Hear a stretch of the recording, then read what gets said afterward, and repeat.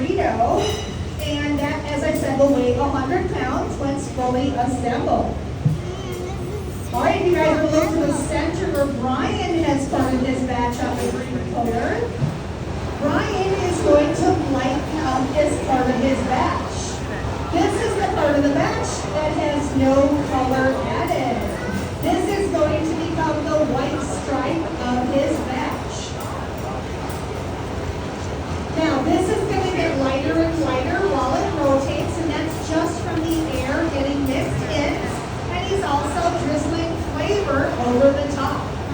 Now, this will stay on for up to a full minute to turn it that beautiful pearly white. Now, the gloves he's wearing protect his hands from that hot heat, but these are also specially made gloves so that no particles or lint from those gloves will get into that hot sticky candy.